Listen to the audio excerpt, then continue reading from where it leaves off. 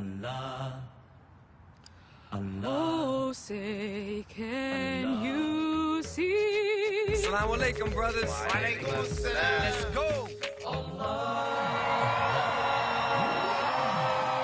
By the dawn's early light,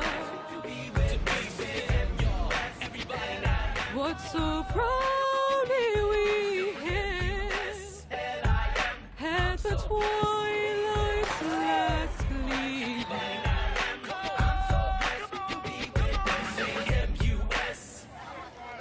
Mention America and Islam and most people think of irreconcilable conflict, but I suspect that's not the whole story. In this two-part series, I hope to discover the true relationship that's evolving between the two. There are said to be 8 million Muslims in the United States, and the faith is said to be the fastest growing religion in this country. And the roots and history of Islam are longer than most people are aware of. I want to travel across this huge country to find out the stories of what it's like to be an American Muslim. In this first program, I'll be searching for the origins of Islam in America, talking to African Americans who are just discovering their own Islamic history and exploring if being American fits comfortably with being Muslim. My journey begins with a trip to Minneapolis in the Midwest. It may seem an odd destination for a program on Islam because its citizens are mostly Jewish and Christian. But in 2007, voters here elected America's first Muslim congressman, Keith Ellison.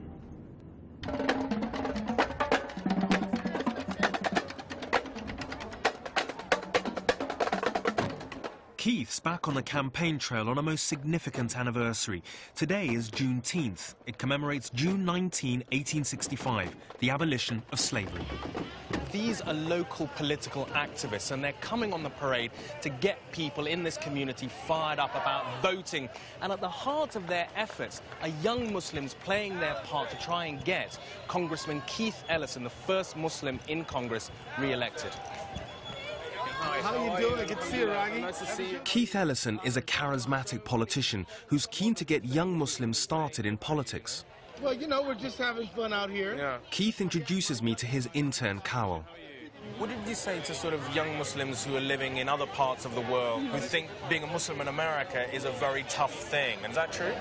I mean, there's advantages, there's disadvantages. We definitely have a lot more opportunities. It's kind of difficult growing up in a different, especially where I'm from, it's Wisconsin. I'm the only Muslim in my school, the only Muslim in my high school, so that's definitely a challenge. But once you get past that, you know, there's so many different avenues, so many different opportunities for you to connect with. And what it's like to be a Muslim in the United States. It's challenging and rewarding all at the same time, but I think the most important thing to remember is that you own this. You know what? We can make it all big if we want to.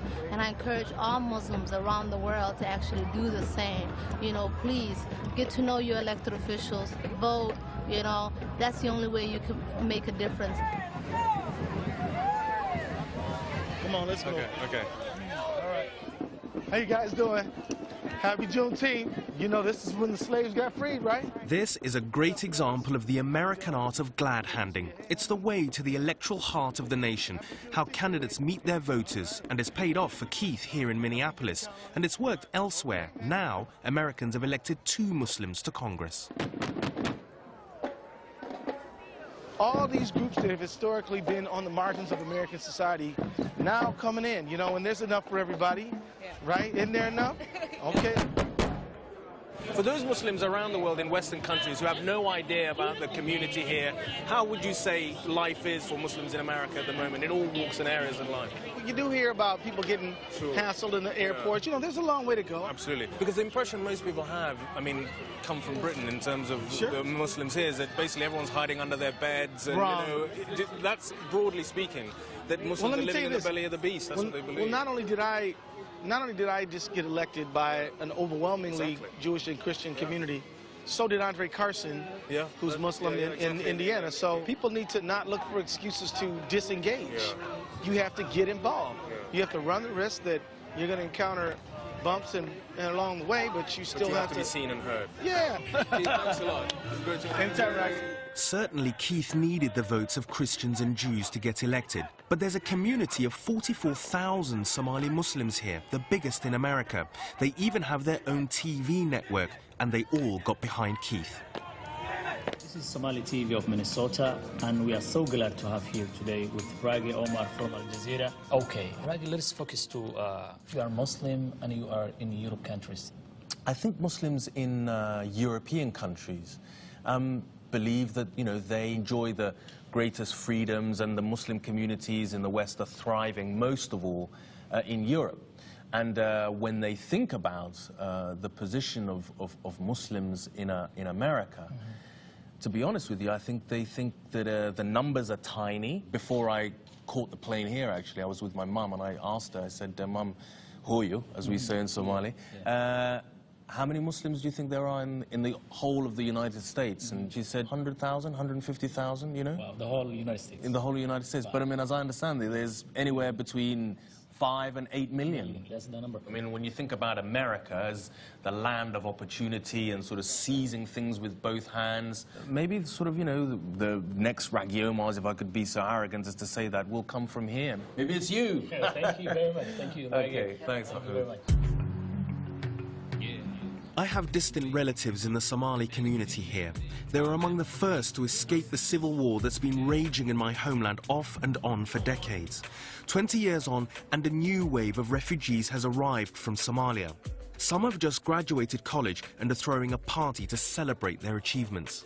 We came here to take advantage of the opportunities that are here. At the same time, to keep our identity as Muslims. We're all going through the same experiences. Let's not forget our identity, and let's give back to the community. I'm a very blessed person, because, excuse me while I get a little bit emotional. We've been given so much, you know, we've gone through so much, but you read the news, what's happening at home, I have nothing to complain about. You know? After that, we need some laughs, so I want to welcome Abdullah to here. Thank you very much. But the problem is I don't speak English. Should I speak Somali, Raghi? Better than me. Marco, he's a big shot, making $1 million a year. Who knows? Dana Salama, how you doing, Mami? You have to vote for me. Who knows? Ortalo, hi. Still, how you try?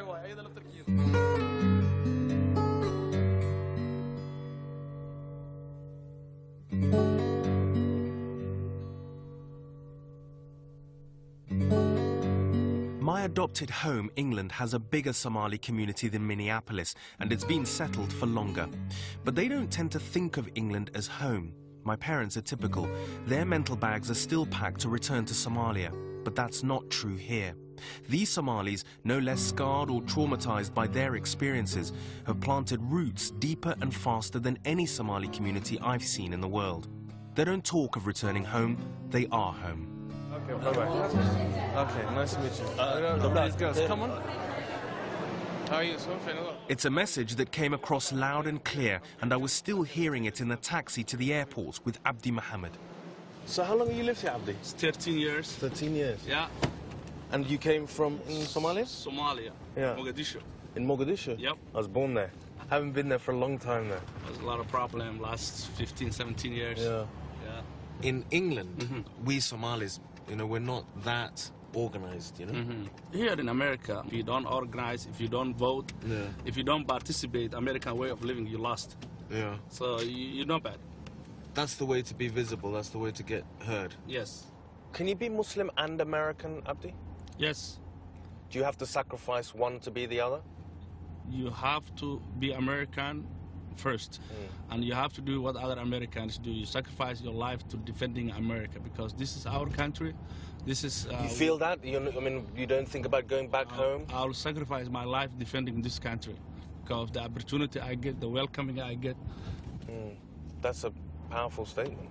Compared to where I come from, how we were, how I was, you know, a lot of friends of mine who died the war, where I come from, coming here, you know, having what I have, is home. Minnesota is a liberal state in the democratic heartland of the Midwest, a welcoming place for these Somalis, the latest black immigrants to establish themselves in America. But in the early years of its history, America was the very opposite of welcoming for the first Africans to reach these shores.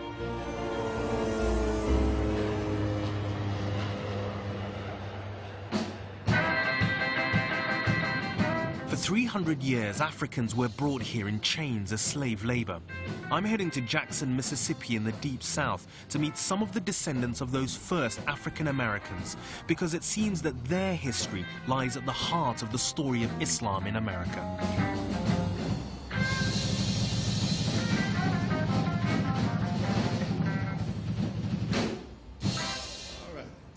This impressive-looking building is actually the state capital of Mississippi.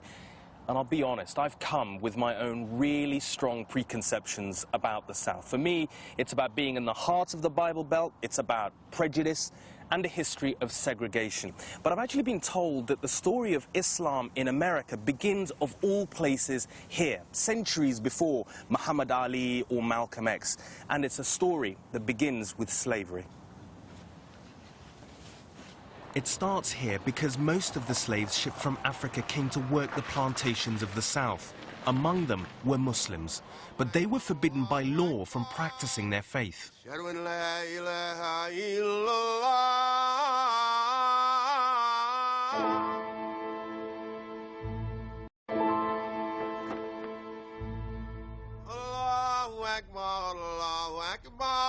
Many of the slaves brought to America were Muslims. Forbidden from practicing their faith, they found secret ways to keep Islam alive. Calling the faithful to prayer here in Mississippi is Abdul Rashid. He believes that one way they achieved this was through music.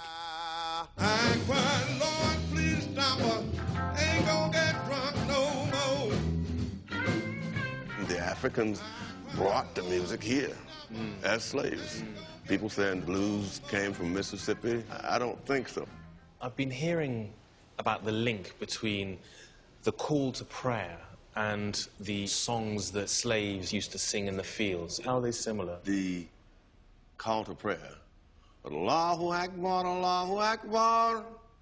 If you ever went to a Baptist church, then you can hear this in a Baptist church. Really? All of the Baptists, especially the Southern Baptists, they start off with a cappella singing. The whole congregation is singing, you know. I love the Lord, He heard my cry. You know, because the entire Quran was basically chanted in that sense, you know, and it was chanted basically in that minor scale. You see that connection, do you? I mean, you're singing things that are deeply embedded within the sort of African-American experience and the blues. Not only that, but that was one of the things that guided me to Islam. Really? Yes. The music. And when you start reading, when I was introduced to the Quran, that was... you found it there as well? I found it there as well. So I think, for my opinion, this is just my opinion, and with my opinion and $1 and something, you can get a cup of coffee, okay? But this is my opinion, that this entire movement is a spiritual movement and is geared towards Islam. Allah subhanahu wa ta'ala. Like Abdul, more and more people of all ethnicities are finding their way to Islam. A third of all Muslims in America, about 2 million, are converts. The people at the mosque in Jackson are convinced that this is having a positive impact on the entire nation. Okolo Rashid is one of the founding members here. We're happy to have you. We heard so much about you. Yes, your I hope show. all good. All good, and we're just happy to have you. Okolo is involved in a new research project with 25 other historians. They believe their discoveries will not only rewrite the history of Islam in America, but transform our understanding of African cultures. I think we're leading the way, actually. As part of this initiative, Okolo founded the International Museum of Muslim Cultures, the first in America. Research here suggests the number of Muslim slaves was much greater than previously thought. 1/3 of all of the enslaved Africans that were brought to the Americas actually were Muslims. Nobody knows this. This is kind of new cutting-edge information, because when we read our history books, we don't see that. We have one of the great stories here in Mississippi, in a place called Natchez, Mississippi. We have the story of Prince Abdul Rahman Ibrahim. He was an African Muslim prince and scholar. Came out of the area around Gambia, and he was actually enslaved in Natchez for over 40 years. And we have that story. But you're a combination of all these things that's unique here to the Deep South, aren't you? I mean, Africa, American, and Muslim. And why is it important to stress, I mean, in this exhibit, in your work, this missing link of Islam in this mix? The most important reason is that it's going to help the African American to become a first-class citizen as opposed to a second-class citizen. And this whole standing up for rights, fight for freedom, leading the whole effort in America for reforming America and bringing America to respect its own constitution, or blending, is really that's what makes me optimistic about the future. This corner of the exhibition is really interesting because you've got real evidence of this link between Islam and slavery in Mississippi. And Ibrahim Abdurrahman, who was known as the prince among slaves, who was sold into slavery for 40 years before winning his freedom and going to live as a free man in Liberia. And I understand that there are his descendants still living in the United States, and I'm going to try and find them. I know she heard me calling. She looked back and waved her hand. Oh, yes, she did. I now see that what's at the heart of the story of Islam in America is the story of slavery. And on this issue, America was divided. As early as the 1770s, some Americans were calling for the abolition of slavery. One of these, Thomas Jefferson, proposed forming a colony in Africa to take freed slaves. But it wasn't until 1863, after the Civil War, that slavery was finally abolished. With it came the economic collapse of the southern states which depended on slaves. The big plantations fell to ruin and 2 million freed slaves headed for the northern cities. For those who stayed behind, life remained brutal. Well into the 20th century, lynching and murder were everyday facts of life for African Americans across the South. African Americans have been telling me that here in Mississippi, a place I've always associated with prejudice, they can now be Muslim without prejudice, and that this is an essential part of being a Muslim in America, the fight against prejudice and the struggle to be free. And it was in pursuit of this struggle that in the early part of the 20th century, millions of African Americans abandoned the South and they headed north, which is where I'm going next.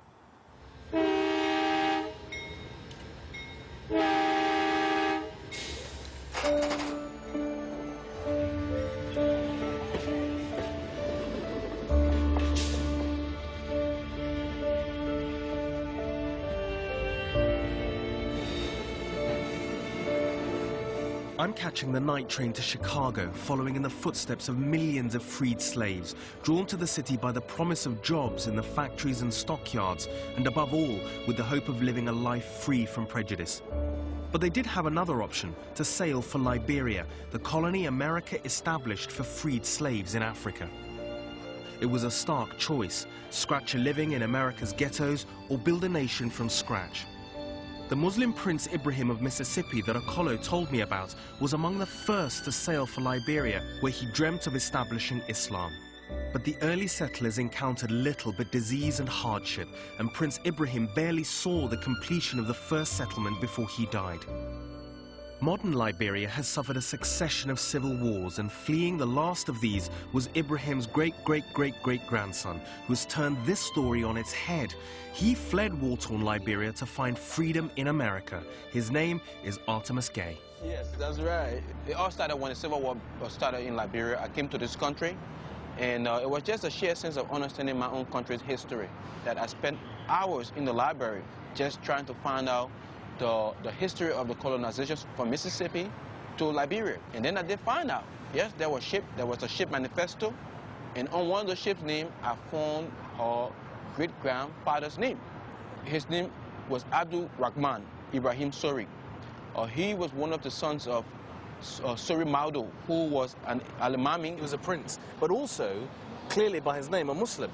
A Muslim. That's very important to realize that he understood science. He understood medicine.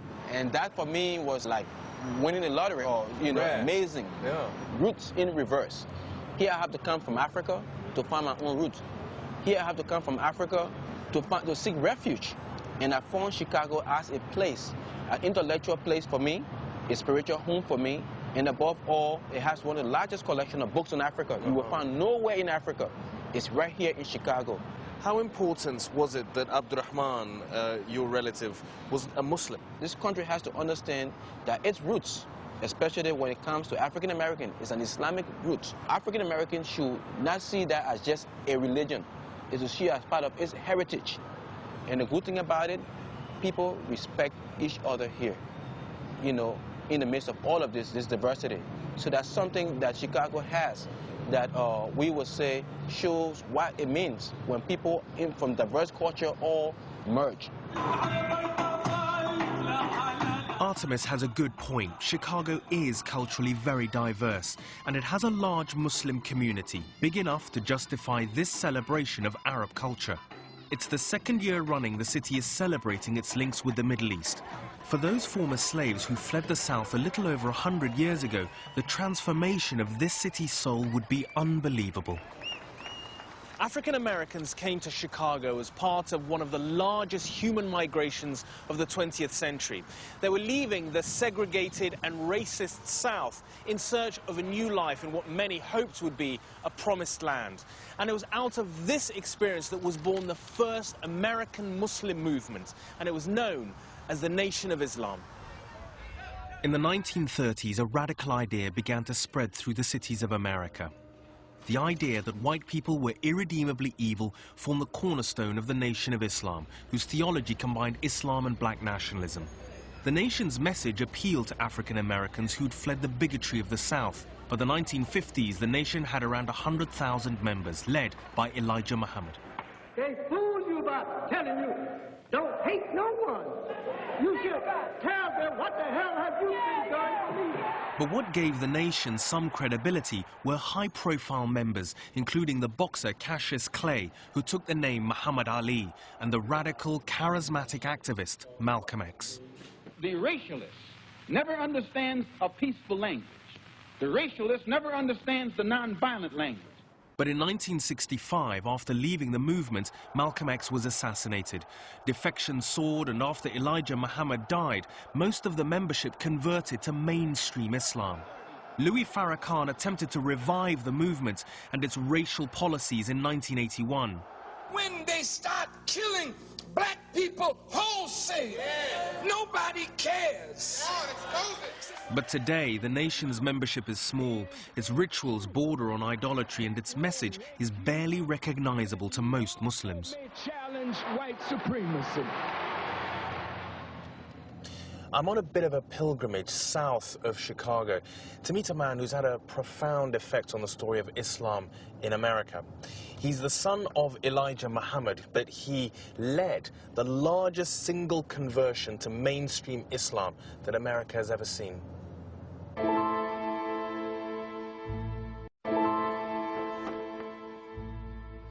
Imam Wallace Dean Muhammad lives modestly here in Chicago.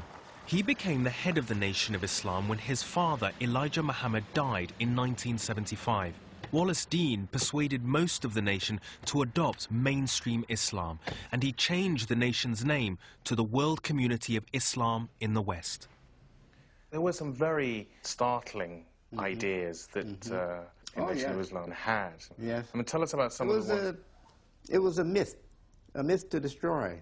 We had a myth of the origins of the white race as the grafted devil of the black man, you know. That's mind-blowing, you know. And that the black people were gods and the whites were devils, essentially. Exactly. Exactly. But what made you break with the Nation of Islam then? It didn't take nothing but a child's brain for me to do that. I was about 11 or 12 when I decided that that was wrong. Then you became a Sunni Muslim. Well, I don't make a big deal about Sunni and Shia, you know. I became a mainstream Muslim. You became a mainstream Muslim. Yes.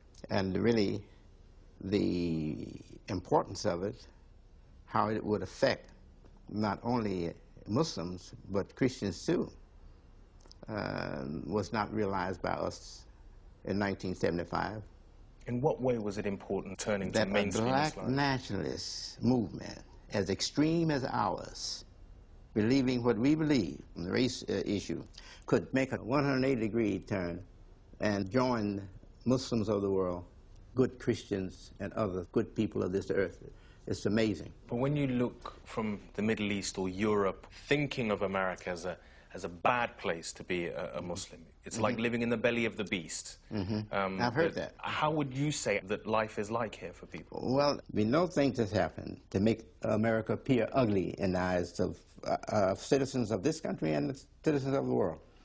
But if we can see America the beautiful that has advanced against America the ugly successfully, then I'm sure that we would recognize that America is the most fertile soil we have for establishing our religion and our future for our children, our grandchildren, and children to come.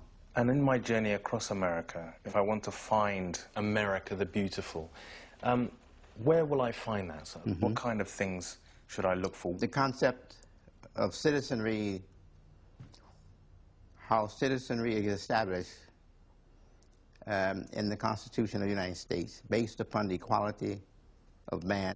And I feel very strongly that the Founding Fathers envisioned a world that would welcome Muslims and others from across the waters, not only Christians. There seems to be an incredible transformation here. Only 30 years ago, Chicago was the most racially divided city in America. It had a white supremacist movement and a black separatist movement. It saw some of the worst racial violence in the entire country.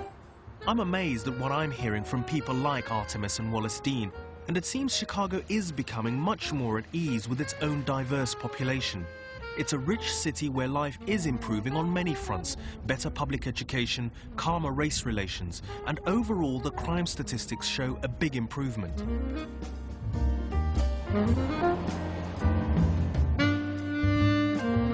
But there is still a dark side to this city, because even though the city has cracked down and arrested gang leaders, gang violence is getting worse. I've been here for 3 days and 9 people have been killed in gang warfare.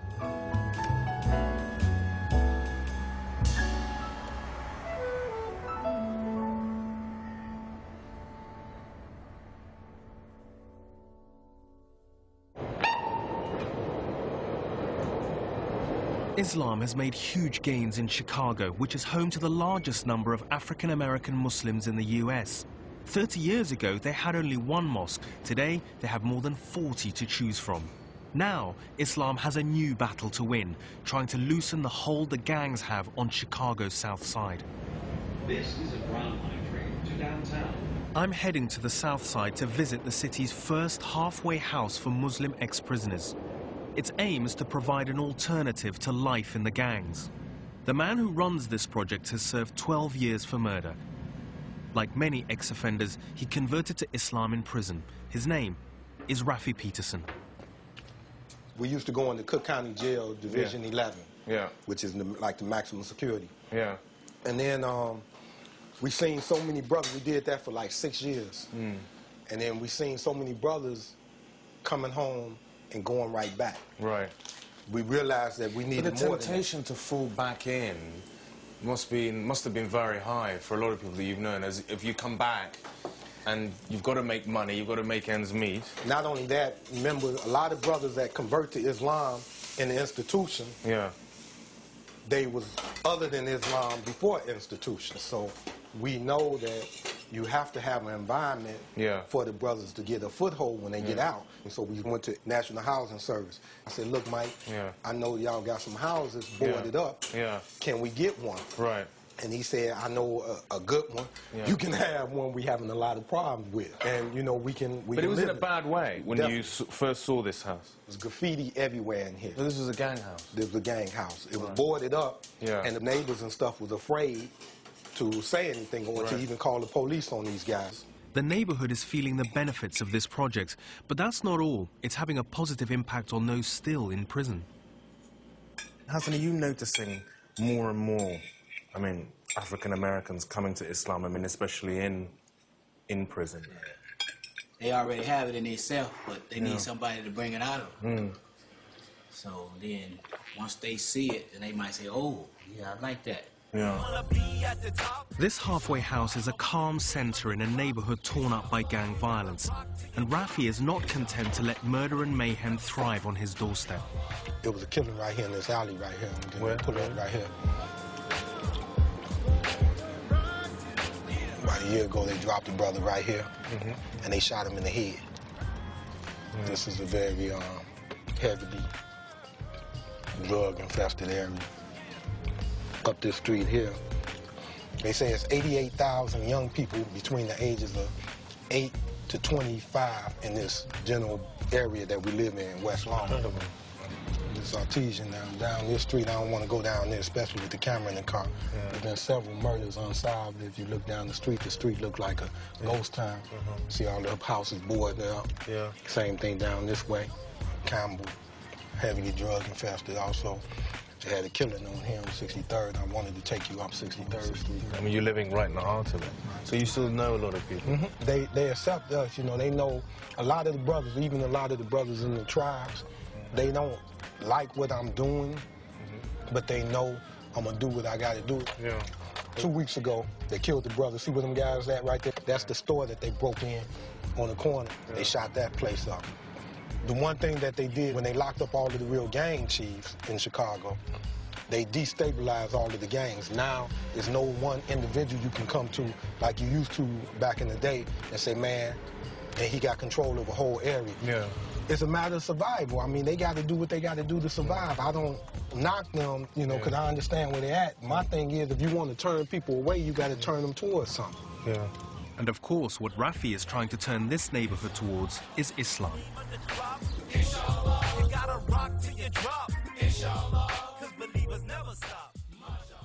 What do you think, Rafi, here in Chicago, what do you think is Islam's place in America? I mean, is it a growing one? Has it got a healthy future or not? I think that Islam can be the cure to America's ills if it's openly accepted. Islam can knock down barriers because we, as Muslims, we're supposed to be the best for humanity. And I think Islam in America has opportunity to really teach and show that that's what we are and that's what we can be. I have to admit, I've come to America with my own prejudices and misconceptions. I thought that being Muslim in America was a story of widespread fear, discrimination, and stereotyping.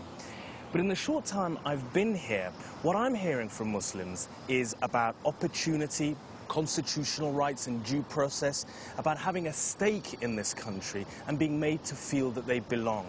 And as I travel across America, what I want to find out is whether these ideas define not only what it means to be a Muslim in America, but what it actually means to be an American Muslim.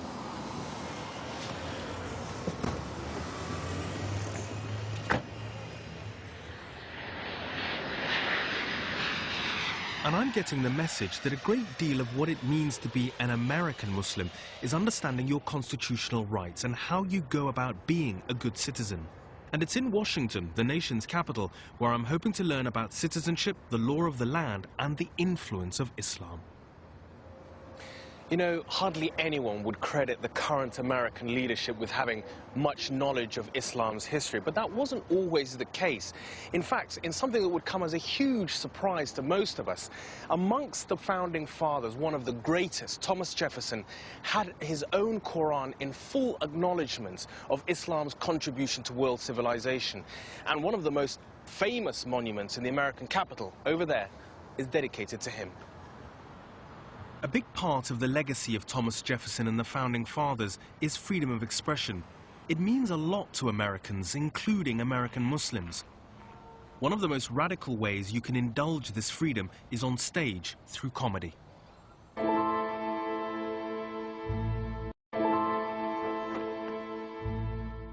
I'm in Washington, D.C., about to get a lesson in free speech at a comedy club.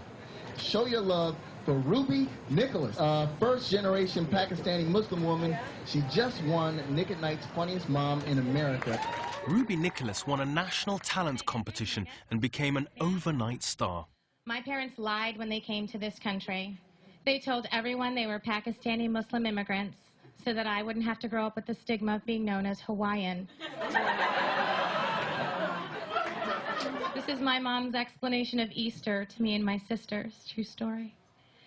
Girls, on Easter, the Jesus Christ will come back from the dead, and he will give all of the good children toys in the night. What? No, I mixed it. Shut up, sit down, shut up. Shut up. I mixed it. On Easter, the Jesus Christ will come out of the cave, and if he does not see his shadow,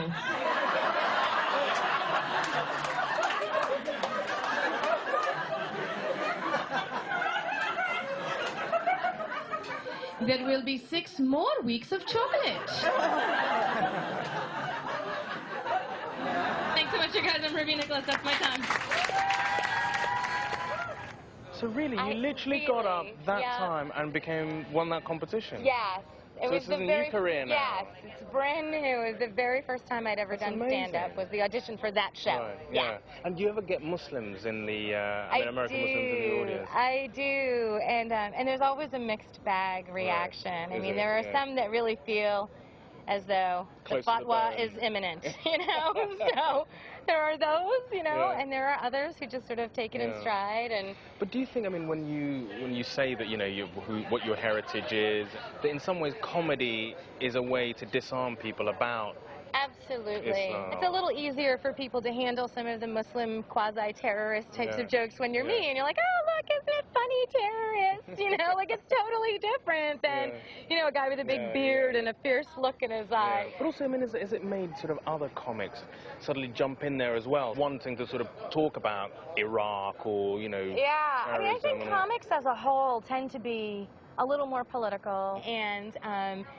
a few have jumped into the mix in terms of taking liberties with making fun of, you know, Muslims and the Islamic religion a little bit more than in the past. Opening up the conversation, putting the stereotype on the table was in essence a way to break it down for people. And when I do sort of the subtle stereotyping, I mean, I tell a cab driver joke and stuff like that, and my mom called me and said, you should tell people about the contributions that American Muslims have made to this economy. We are the most educated. We are the highest class people. And she got really sort of upset.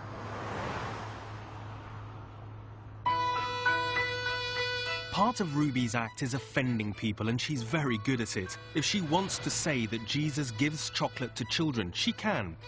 But the principles that underpin this freedom go way beyond providing material for comedians.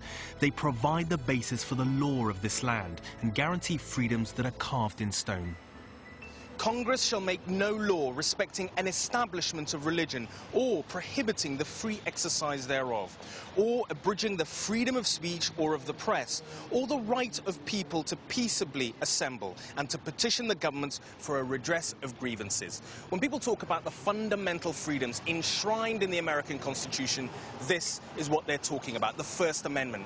And it's the reason why so many American Muslims have been talking to me about the American Constitution, because in it they are free to practice their religion as Muslims, and they are free to speak their mind, unlike so many Muslims in Muslim countries around the world. And if anybody tries to oppress them in this country, they can seek justice from the American government. The fundamental freedoms guaranteed under Islamic law are not far from these American ideals. And that's amazing when you realize the Quran predates the Constitution by 1,000 years. And there's evidence in Washington that suggests America knows it's indebted to Islam for its own citizens' inalienable rights to life, liberty, and the pursuit of happiness. This is the Supreme Court in Washington. Now, we can't get into film because they're actually in session. But what I wanted to show you is a frieze, which is in the room where the Chief Justices actually sit and dispense justice. This frieze pays homage to the ideas and principles that have inspired the American legal system. And one of the foundation documents represented in this frieze is the Quran. And in the nation's capital, there are a few other references to Islam, largely unknown, rarely seen. The Thomas Jefferson Building contains the Library of Congress, the oldest cultural institution in Washington, which was completed in the 19th century. Around the dome of the reading room is a mural meant to represent the nations and ideas that contributed most to American civilization. And it might come as a surprise to historians that amongst the ideas represented here is Islam. Beneath this great mural, I'm meeting Congressman Keith Ellison, who I came across at the start of my journey in Minneapolis. So Keith, tell me about when you took your oath of office, because it was on a copy of the Quran and not just any copy. Well, in fact, it was on this Quran that we have right here before us. And, you know, in fact, this Quran, which is a 2-volume set, has the initials TJ inscribed right here, Thomas Jefferson. And so, you know, we said this is... What was your reaction when you found out that one of the founding fathers had his own copy of the Quran? Rocky, I was gobsmacked. As we'd say in Britain. As you'd say in Britain. It was huge. It was international. I didn't have much appreciation for why it would be a big deal that a Muslim would be elected to the United States Congress. I thought the issue was going to be color. And I thought, wow, we've really made some great strides in terms of racial justice when people don't care that I'm black anymore. They just want to talk about religion. But do you think, Keith, that for all the grassroots activism in the Muslim community, that at a national level, the fact is that most Americans are still afraid of Islam? Americans, I think, are subject to fear, just like any people in the world. But I think there's this deeply rooted tolerance in people, and we've been through a momentous civil rights movement. We've been through all kinds of social change movements, all marching the country toward a greater level of equality. And I think people are just not ready to try to cut anybody out of the deal.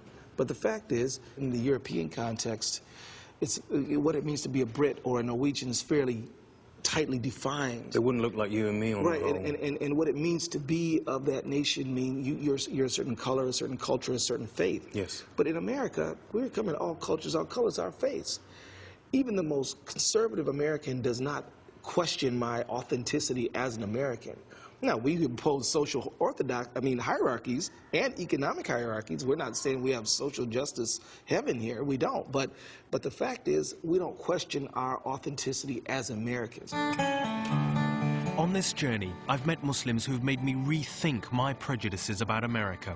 Muslims here realize something the rest of the world and possibly other Americans have forgotten. This country was born out of a revolutionary moment. Settlers first came here fleeing religious persecution. They overthrew a colonial monarchy. They based their constitution on the ideals of the French Revolution and radical thinkers like Tom Paine, John Locke, and yes, the Prophet Muhammad. But there's a much more recent moment in American history that has come to define America's relationship with Islam.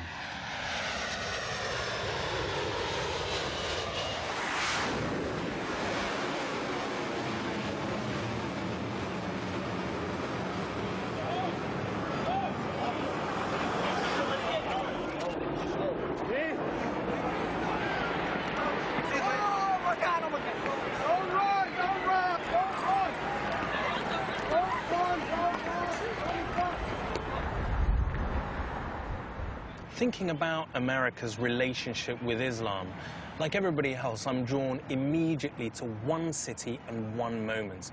And the events of September the 11th, 2001 in New York City changed that relationship between America and Islam forever.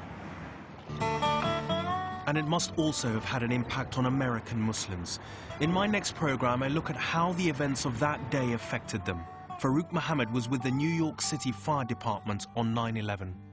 There were Muslims like me there, you know. Who died as well. And some that died. Definitely Muslims died there, you know, trying to help others. James Yee was the Army's Muslim chaplain at Guantanamo prison.